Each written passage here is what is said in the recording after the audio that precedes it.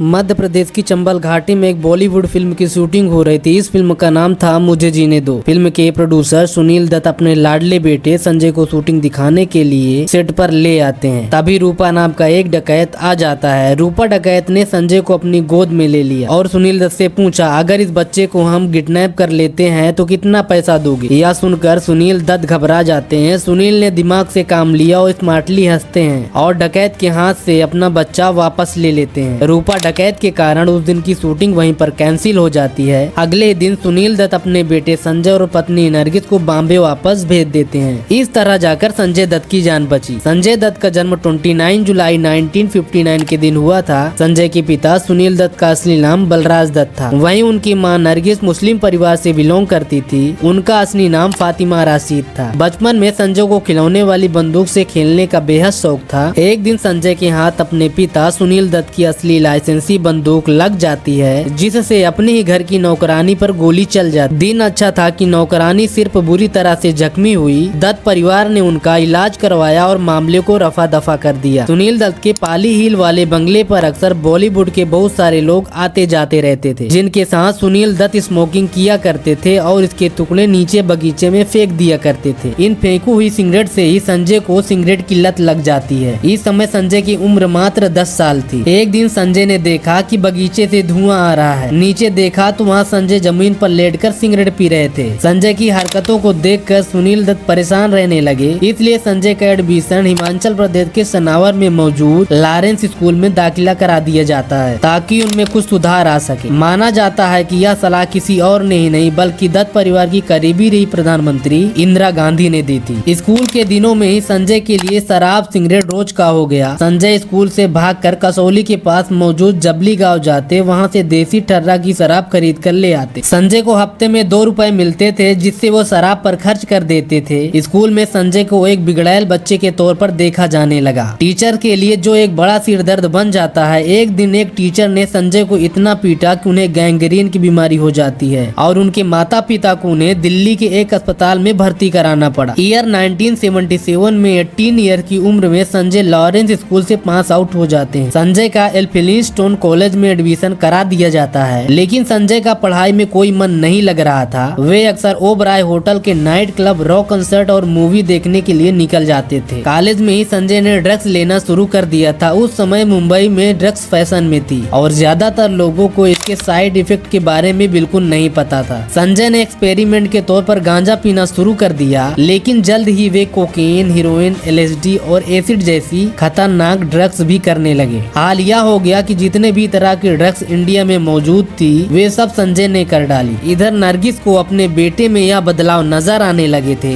वे पूछते कि संजय के कमरे से यह अगरबत्ती जैसी खुशबू क्यों आ रही है, लेकिन उन्हें पता ही नहीं था कि यह गांजा है। संजय घंटों अपने कमरों में बंद रहते। नरगिस को उनके सामान से कोकीन, हीरोइन और गांजा मिलने लगा। संजय के आए दिन झगड़े होने लगे। वे ज्यादातर वक्त अपने नशेड़ी दोस्तों के साथ बाहर रहते या घंटों केवल अपने कमरों में बंद रहते। लेकिन नरगिस ने अपने पति को यह नहीं बताया था कि संजय किस हद तक ड्रग्स करने लगे थे। वे कैसे भी करके अपने बेटे को बचाना चाहती थी। नरगिस का मानना था कि एक बार फिल्मों में आने के बाद संजय की सारी बुरी आदतें छूट जाएंगी। अब संजय दत्त को लॉन्च करने के लिए 1 करोड़ की रॉकी फिल्म को बनने की तैयारी शुरू हो जाती है, जिसे खुद सुनील दत्त डायरेक्ट करने वाले थे। 1 जनवरी 1980 को महबूब स्टूडियो में रॉकी फिल्म का प्रोडक्शन शुरू हो जाता है, लेकिन संजय ने ड्रग्स करना नहीं छोड़ा। एक दिन संजय ने LSD नाम का नशा किया हुआ था। तभी सुनील दत्त ने उन्हें अपने ऑफिस बुला लिया। संजय को लगा कि उनके पिता मोमबत्ती की तरह पिघल रहे हैं। संजय अपने पिता को बचाने के लिए उनके ऊपर ही कूद पड़ते हैं। सुनील दत्त समझ नहीं पाए कि उनके बेटों को यह क्या हो गया। सुनील दत्त अपने नौकरों से कहा, इसे लेकर जाओ, यह पागल हो गया है। रॉकी फिल्म की शूटिंग के दौरान ही संजय का अपनी को स्टार टीना मुनीम से अफेयर शुरू हो जाता है, लेकिन नरगिस इससे खुश नहीं थी। इन्हें दिनों एक दिन पता चलता है कि नरगिस को पैक्रियाटिक कैंसर है। नरगिस को तुरंत ही न्यूयॉर्क के एक कैंसर सेंटर ले जाया जाता है। एक ऑपरेशन के बाद नरगिस की हालत इतनी बिगड़ गई कि वे कोमा में चली जाती हैं। डॉक्टरों ने तो उम्मीद ही छोड़ दी थी। इस मुश्किल दौर में भी संजय ड्रग्स नहीं छोड़ पाए। वे अपने जूतों में हीरोइन छिपाकर अमेरिका ले जाते। कुछ महीनों बाद चमत्कार होता है। नरगिस कोमा से बाहर आ गई। होश में आते ही उन्होंने पूछा, संजू किधर है? संजय को तुरंत बुलाया गया। माँ को होश में देखकर संजय फूट फूट कर रोए।